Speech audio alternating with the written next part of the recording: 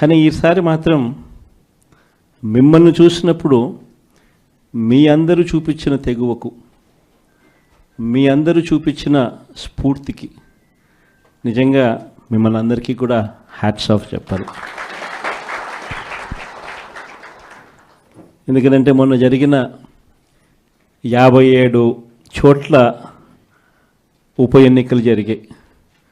అంటే దాదాపుగా జెడ్పీటీసీ స్థానాలకు, ఎంపీపీ స్థానాలకు, వైస్ ఎంపీపీ స్థానాలకు, కోఆప్షన్ సభ్యుల ఎంపికకు, ఉప సర్పంచులకు సంబంధించిన స్థానాలకు సైతం దాదాపుగా 57 చోట్ల జరిగితే ఒక 7 చోట్ల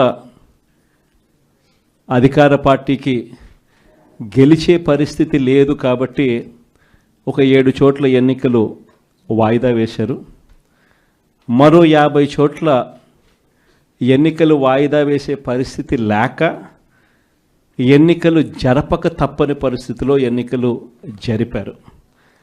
జరిపిన ఈ చోట్ల కూడా దాదాపుగా 50 స్థానాలకు గాను 39 స్థానాలు వైఎస్ఆర్ కాంగ్రెస్ పార్టీ కార్యకర్తలు గొప్పగా తెగింపు చూపించి గెలుచుకోగలిగాం.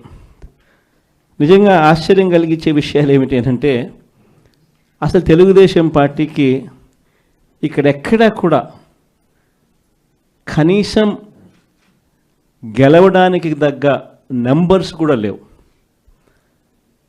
గెలవడానికి కావలసినన్ని సంఖ్యాబలం లేనప్పుడు తెలుగుదేశం పార్టీ ఎందుకు ఈ మాదిరిగా ఎన్నికలు భయాందోళన మధ్య మభ్యపెట్టి, భయపెట్టి, ప్రలోభాలు పెట్టి, దౌర్జన్యాలు చేస్తూ ఎందుకు ఈ ఎన్నికలు నిర్వహిస్తూ ఉన్నారు అనేది వాళ్ళకే తెలియడంలో